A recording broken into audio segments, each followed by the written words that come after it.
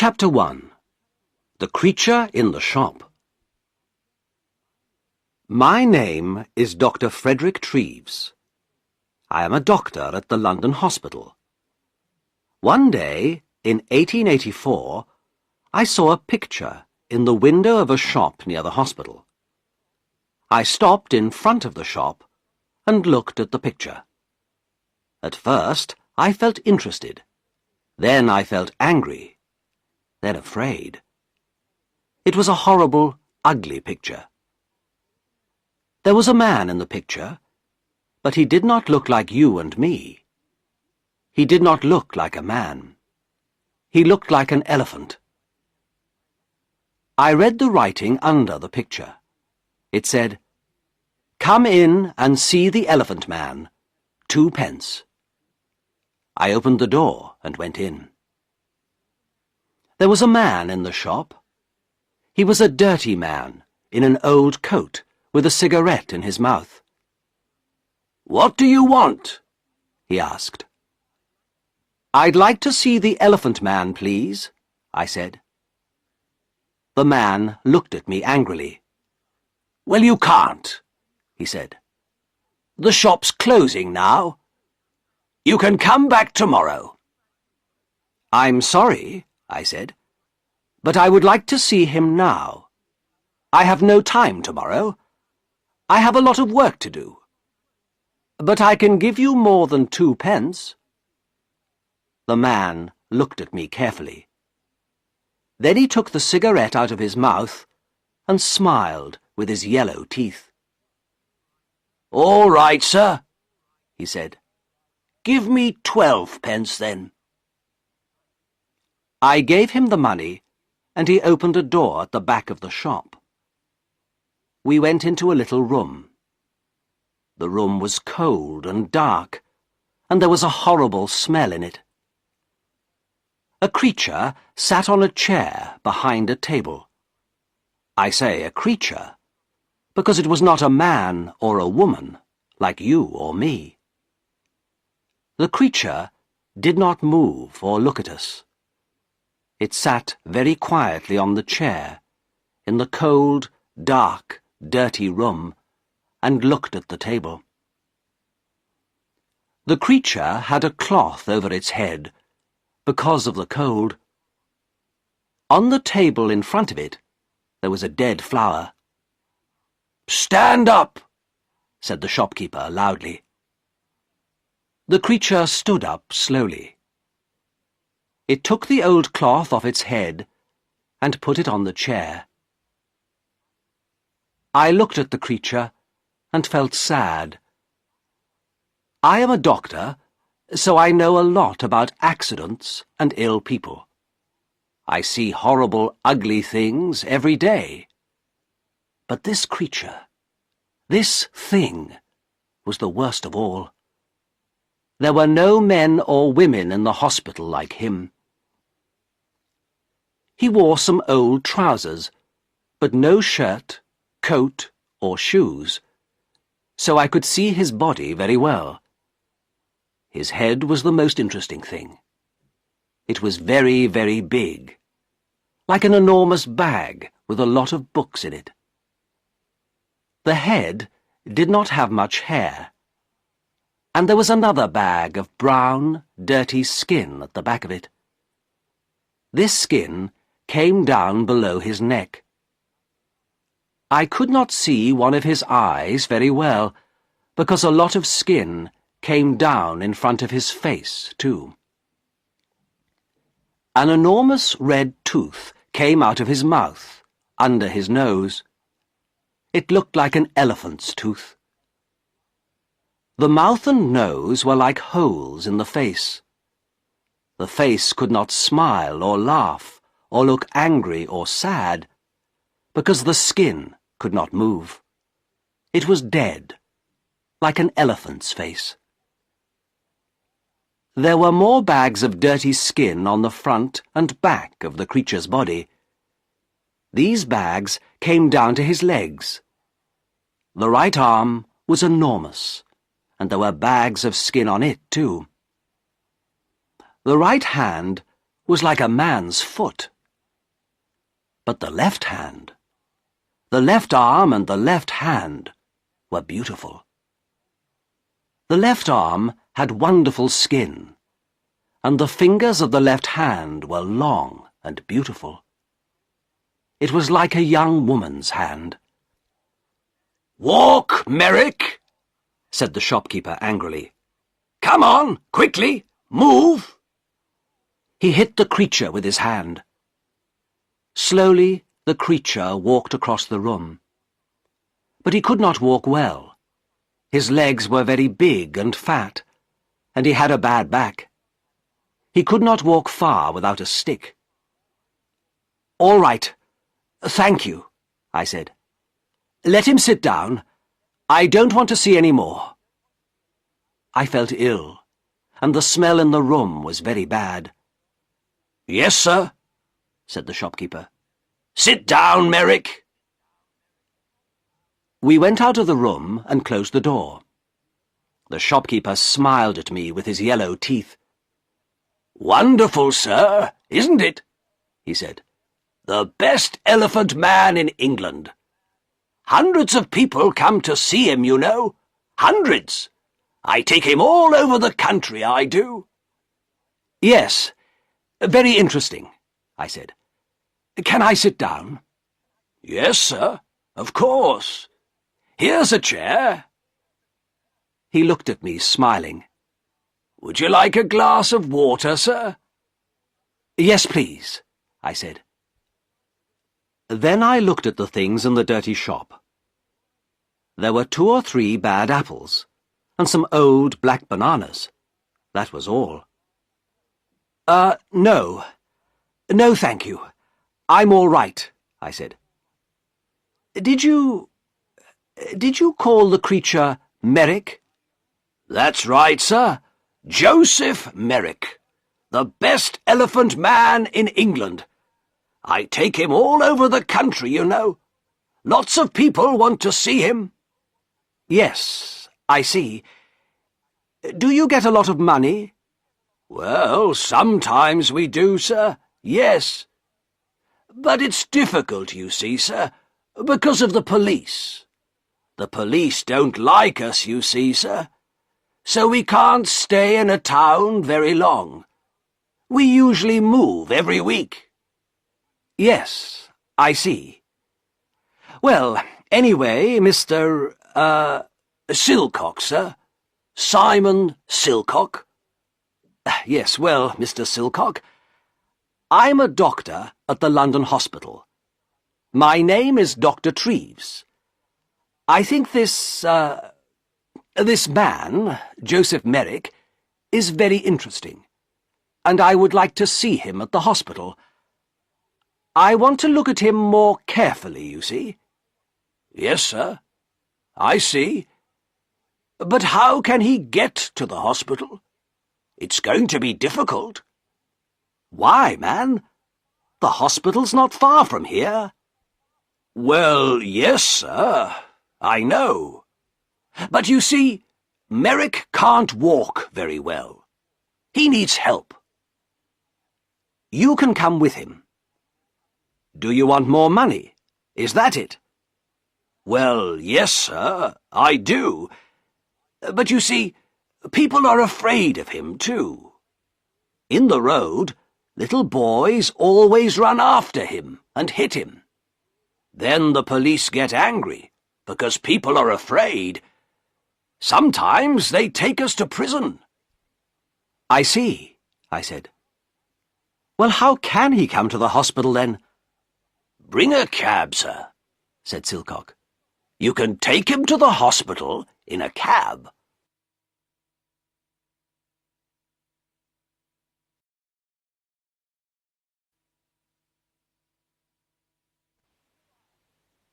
Chapter 2. The Card. So next day, at 7 o'clock, I came to the shop in a cab. There were not very many people in the road, because it was early in the morning. In November, it is dark at 7 o'clock in the morning, and I could not see the shop very well. I waited 5 minutes. A postman walked past. Then the door of the shop opened, and the creature, Merrick, came out. I could not see his face or his body. He had an enormous black hat on his head, like a big box. A grey cloth came down from the hat in front of his face. There was a hole in the cloth in front of his eyes. He could see out of the hole, but I could not see in. He wore a long black coat, too. The coat began at his neck and ended at his feet, so I could not see his arms, his body, or his legs. On his feet, he wore big shoes like old bags. He had a stick in his left hand, and he walked very slowly. I opened the door of the cab and got out. "Good morning, Mr. Merrick," I said. "Can you get in?" "Help my upper steps," he said. I'm sorry," I said. "I don't understand." For a minute, he stood by the door of the cab and said nothing. Then he hit the cab with his stick. "Steps," he said loudly. "Help me up the steps." Then I understood. There were 3 steps up into the cab, and he could not get up them. "Yes, I see. I'm sorry," I said. "Let me help you." I took his left hand and began to help him. My right hand was behind his back. I felt very strange. His left hand was like a young woman's, but his back, under the coat, was horrible. I could feel the bags of old skin on his back under the coat.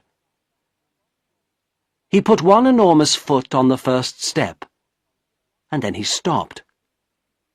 After a minute, he moved his second foot slowly. Then he stopped and waited again. "Hello, sir. Can I help you?" I looked behind me. It was the postman, and behind him I could see 3 young boys. One of the boys laughed. The postman smiled. "Is the gentleman ill?" he asked. I thought quickly. "Yes, but this is a lady, not a gentleman. I'm a doctor, and she's ill. Take her hand so I can help her better." The postman took Merrick's left hand, and I helped him with 2 hands from behind. Slowly, very slowly, Merrick went up the steps and into the cab. One boy was very near the cab. He called to his friends. "Come and see this, boys! A fat lady in a black coat! And look at that enormous hat!" The boys laughed. They were very near the cab too now. I closed the door quickly.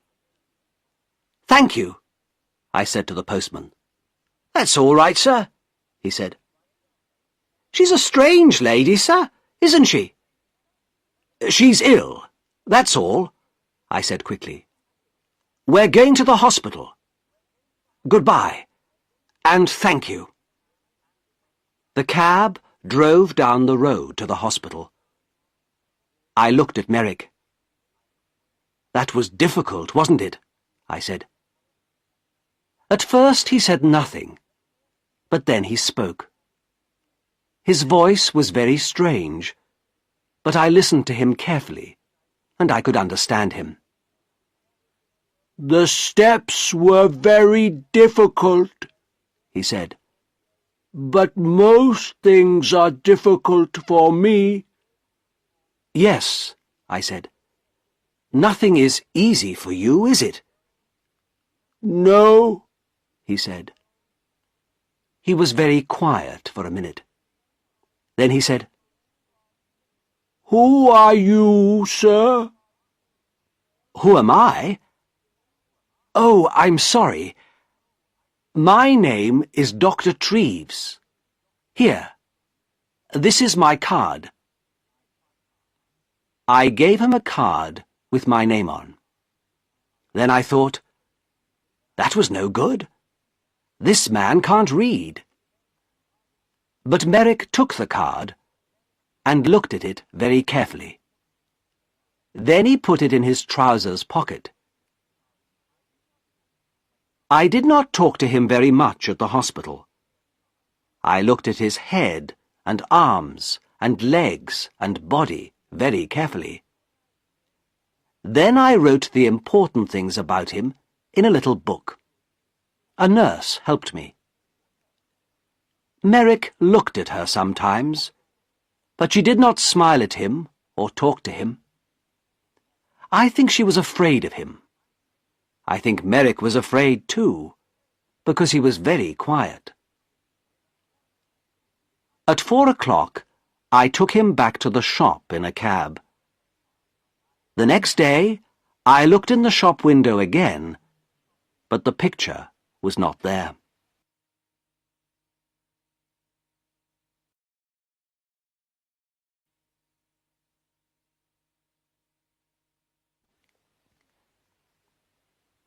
Chapter 3. A Letter to the Times. I did not see Merrick again for 2 years. Then, one day, the police found him. He had my card in his hand, so they brought him to the London hospital. He was very tired, hungry, and dirty, so I put him to bed in a quiet little room. But he could not stay at the hospital. He was not ill, and of course the beds in the hospital are for ill people. We have no beds for hungry people or ugly people. I told the hospital chairman, Mr. Carr Gomm, about Merrick. He listened carefully. And then he wrote a letter to the editor of the Times newspaper.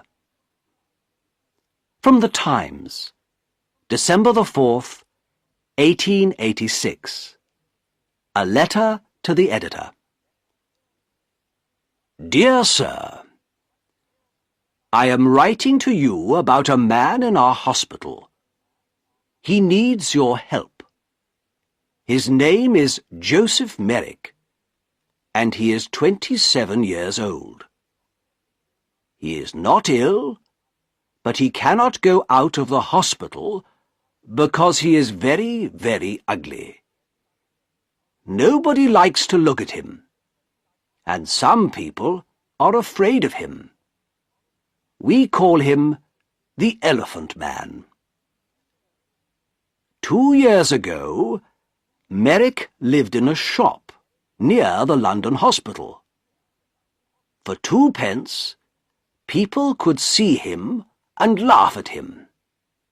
One day, Dr. Frederick Treves, a hospital doctor, saw Merrick, brought him to this hospital, and looked at him carefully. Dr. Treves could not help Merrick, but he gave him his card. Then the shopkeeper, Silcock, took Merrick to Belgium. A lot of people in Belgium wanted to see him, and so after a year, Merrick had £50. But then Silcock took Merrick's £50, left Merrick in Belgium, and went back to London. Merrick came back to London by himself. Everyone on the train and the ship looked at him and laughed at him.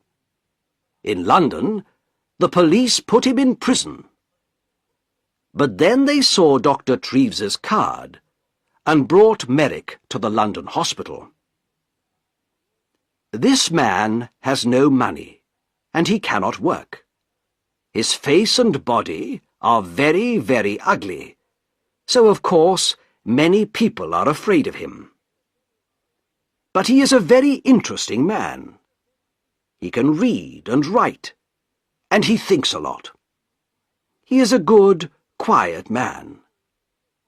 Sometimes he makes things with his hands and gives them to the nurses because they are kind to him. He remembers his mother, and he has a picture of her.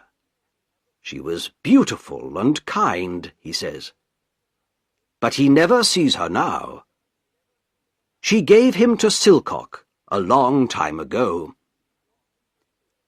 Can the readers of the Times help us? This man is not ill, but he needs a home. We can give him a room at the hospital, but we need some money. Please write to me at the London Hospital. Yours faithfully, F. C. Carr-Gomm, Chairman of the London Hospital. The readers of the Times are very kind people. They gave us a lot of money. After 1 week, we had £50,000, so Merrick could live in the hospital for all his life. We could give him a home.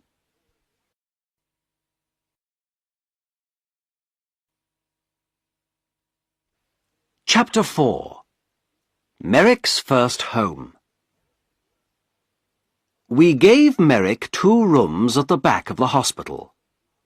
1 room was a bathroom, so he could have a bath every day. Soon his skin was much better, and there was no horrible smell. The 2nd room had a bed, table, and chairs. I visited him every day and talked to him. He loved reading and talking about books. At first, he did not know many books. The Bible and 1 or 2 newspapers, that's all. But I gave him some books of love stories, and he liked them very much. He read them again and again, and talked about them often.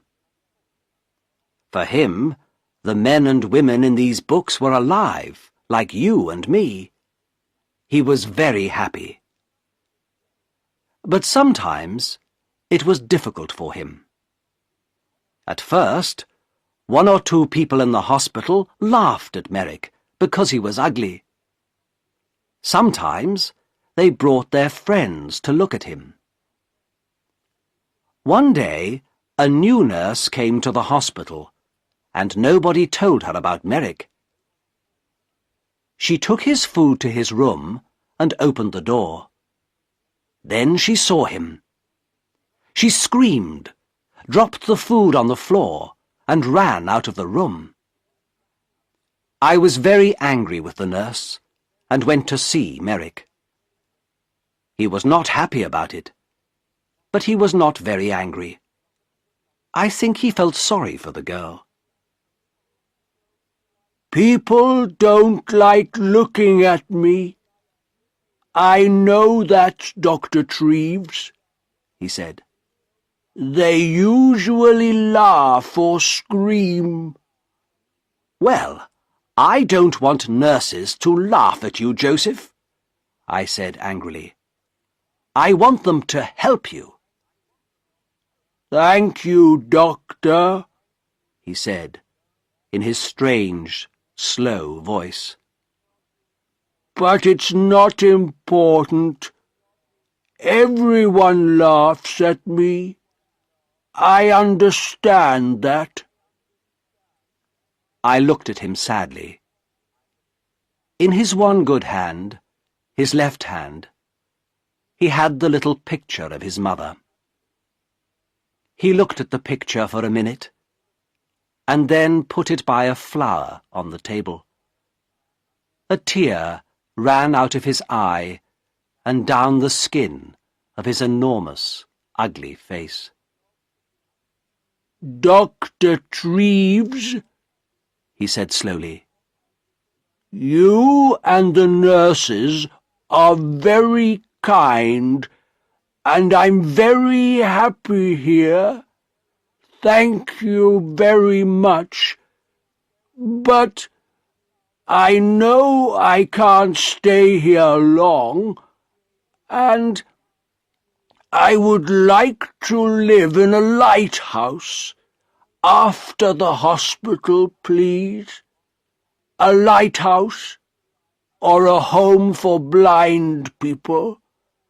I think those are the best places for me." "What do you mean?" I asked. "Why?" He did not look at me. He put the flower on the picture and looked at it carefully. "Lighthouses have sea all round them, don't they?" he said. "Nobody could look at me in a lighthouse, so I would be happy there. And blind people can see nothing, so they couldn't see me, could they?" "But, Joseph," I said, "this is your home. You live here now. You aren't going to leave the hospital." "Not today, perhaps," he said, "but soon. You are a kind man, Dr. Treves, but I can't stay here very long. I have no money." I smiled. "Joseph," I said, "this is your home now. Don't you understand? You can stay here all your life."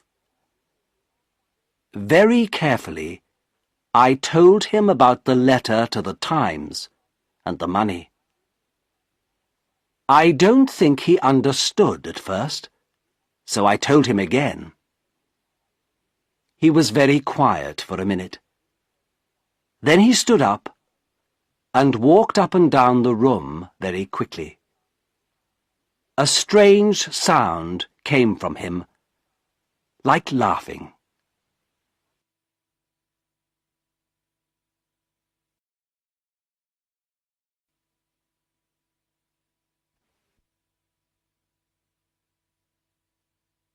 Chapter 5. An Important Visitor.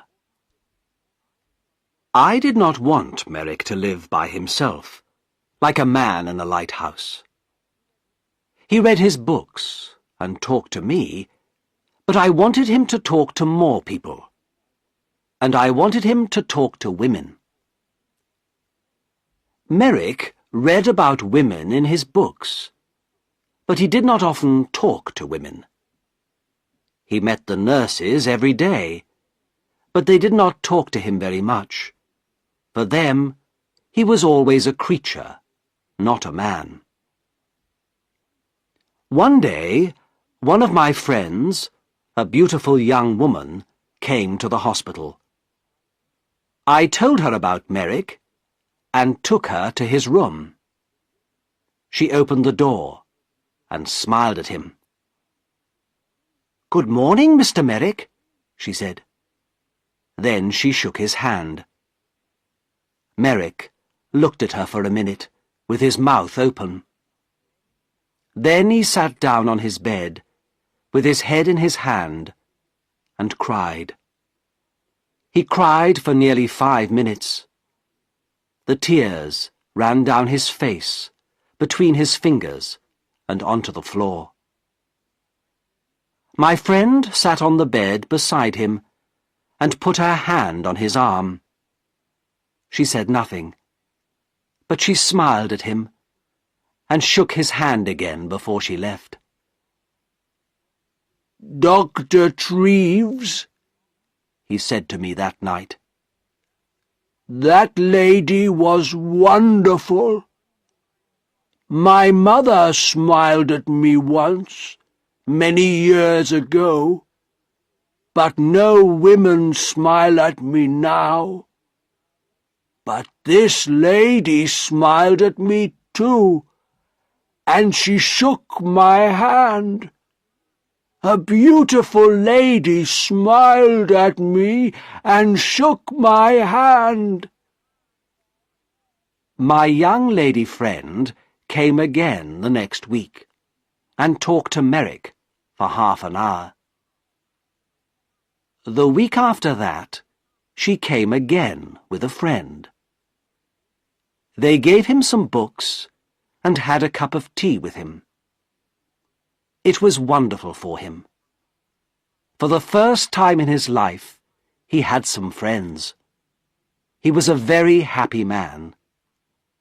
He sat in his room and read his books and said no more about living on a lighthouse. People began to read about Merrick in the newspapers, so he had a lot of visitors. Everybody wanted to see him.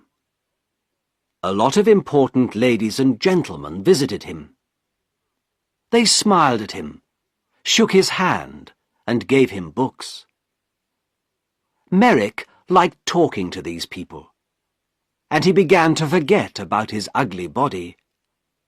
His visitors never laughed at him. He began to feel like a man, not a creature. One wonderful day, a very important lady came to the hospital to visit him. I met the lady and took her to his room. Then I opened the door and smiled at him. "Good morning, Joseph," I said. "There is a new visitor to see you today, a very famous lady." Merrick stood up beside his table. He did not smile, because his face could not smile, but his eyes looked happy. "That's good," he said. "Who is it?" I moved away from the door, and the visitor walked in. "Your Majesty, this is Joseph Merrick," I said. "Joseph, this is Her Majesty, Queen Alexandra, the Queen of England." Queen Alexandra smiled at him.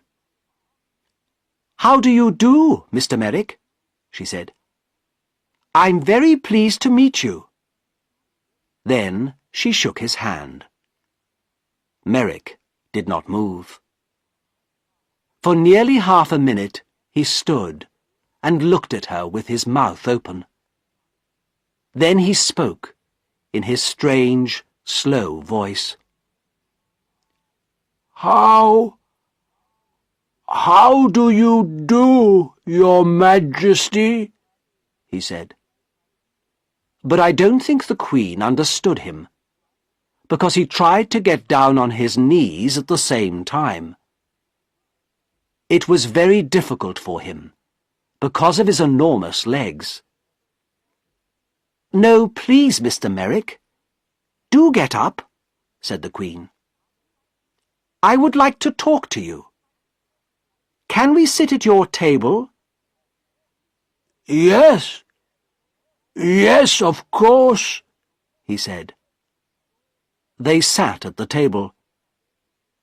She took his left hand, the good hand, in hers.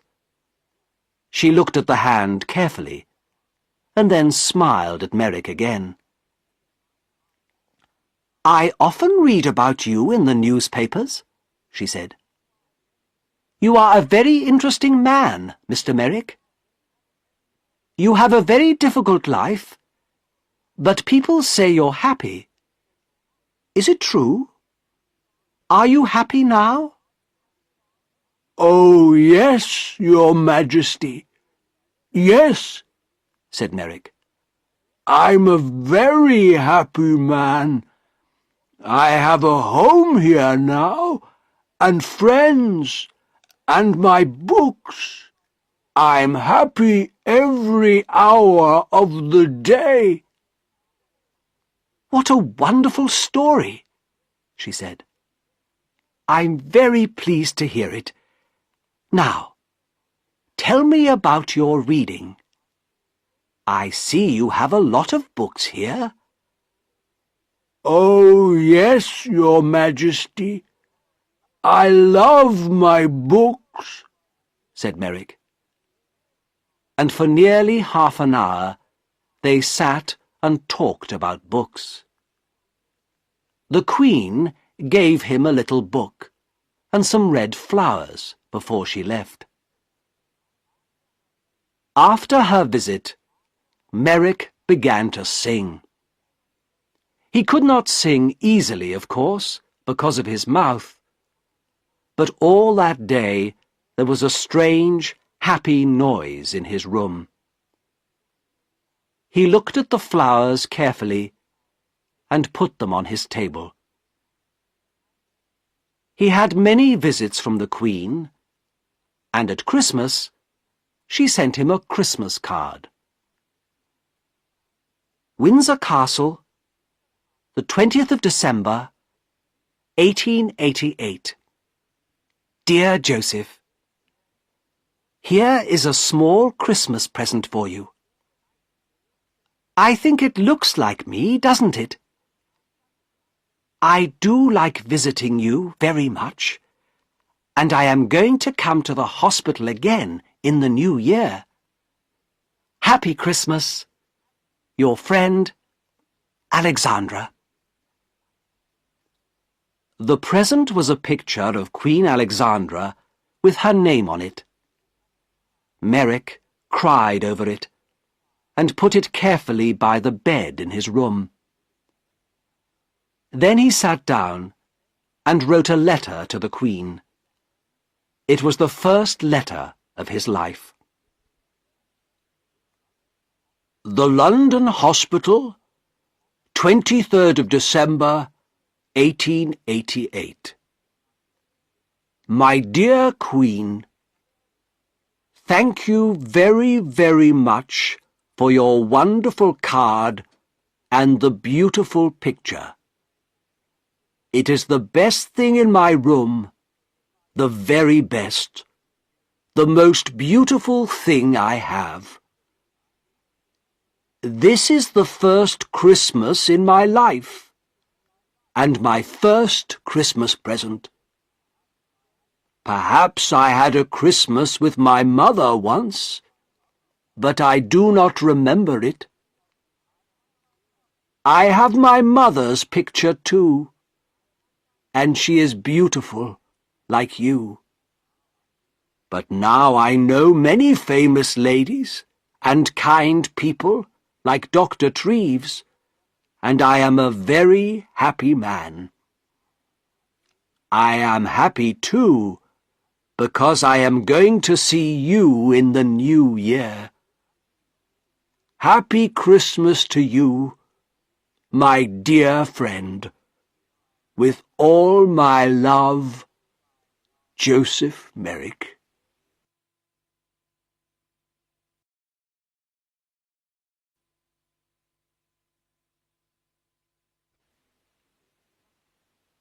Chapter 6. Outside the hospital. Merrick had a lot of friends now, but he was more like a child than a man.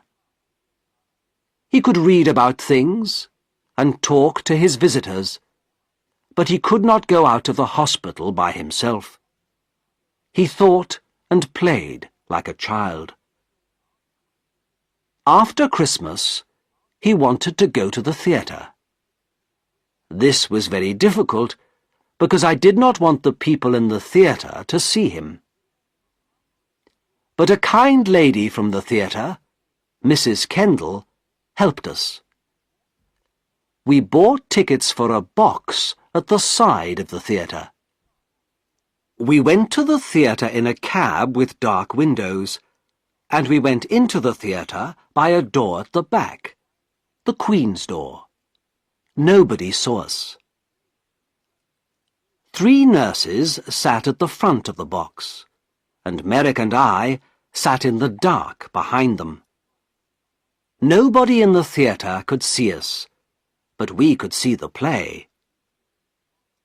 It was a children's Christmas play.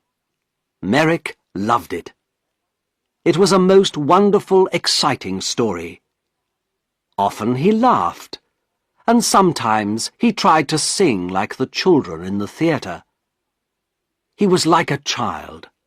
For him, everything in the story was true. Once he was very afraid, because the bad man in the play was angry and had a knife. At first, Merrick wanted to leave the theatre, but I stopped him. Then he was very angry with this bad man in the play. He hit his hand on his chair and stood up and talked to the man, but nobody heard him. When the bad man went to prison, Merrick laughed. Merrick thought the beautiful young lady in the play was wonderful. He wanted to talk to her, too. At the end of the play, he was very happy because she married a good young man. He remembered this play for a long time, and he talked a lot about the people in it.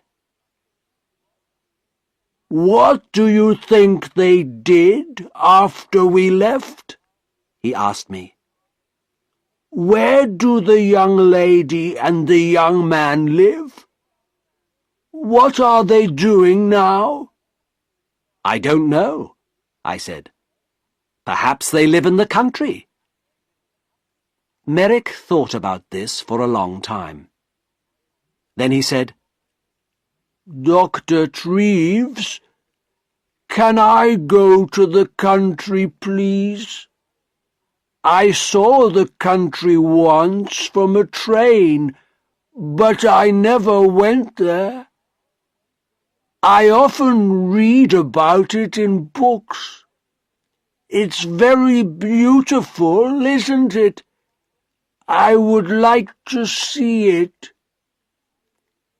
The visit to the theatre was difficult, but a visit to the country was more difficult. But again, one of his new friends helped us. She had a small house in the country, and Merrick could stay in it for the summer, she said. I took Merrick to the country in a train with dark windows, so nobody could see him. Then we went in a cab to the country house. There were a lot of trees near the house, but no people lived near it. A countryman brought food to the house every day, but no people came near it. I stayed with him that night. At night, it was very dark and quiet. In the morning, hundreds of birds sang in the trees, and everything outside the house was green.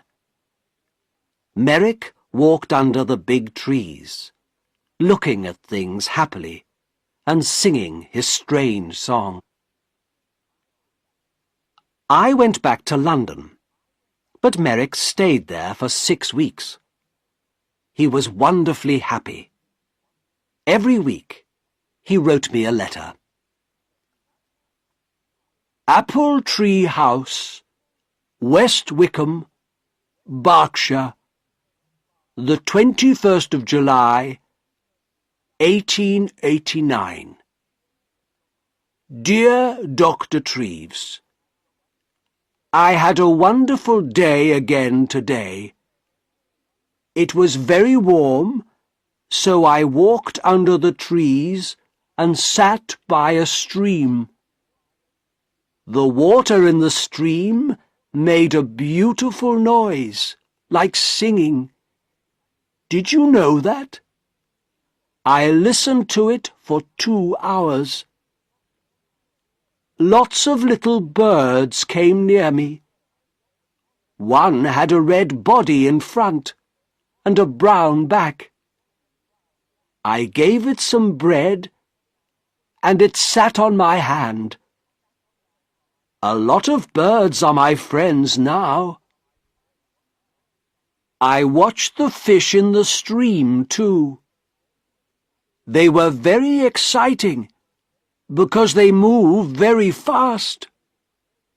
1 minute they were there, and the next minute I couldn't see them. But I waited quietly, and they always came back.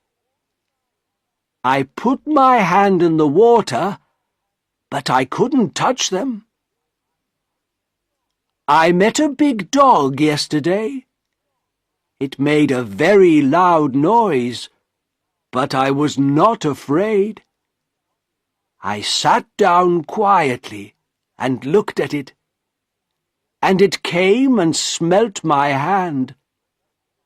I saw it again today, and gave it some bread. It likes me now. I am going to put some flowers from the country in this letter. There are hundreds of flowers here. Did you know that? I like the little blue ones best, but they are all beautiful.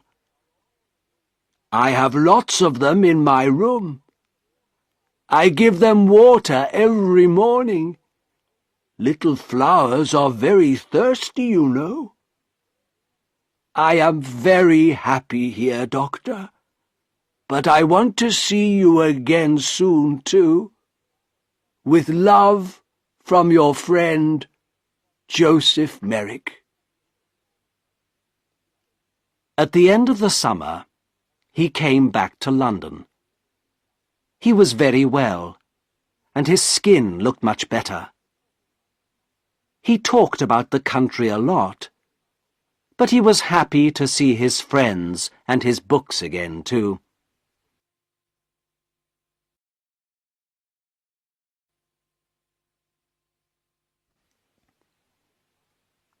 Chapter 7. The Last Letter. 6 months later, in April 1890, I found him dead in bed. He was on his back in bed, so at first I thought he was asleep. I talked to him, but he did not move.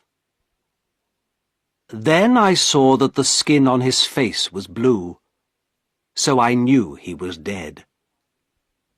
He did not usually sleep on his back. His enormous head was very heavy, so he usually sat up in bed, with his arms round his legs, and his head on his knees.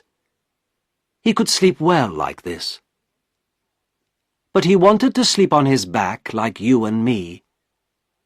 He tried to sleep on his back that night, but his heavy head came off the bed, and he broke his neck. He died very quickly. Next day, the chairman of the London hospital, Mr. Carr Gomm, wrote to the editor of the Times again.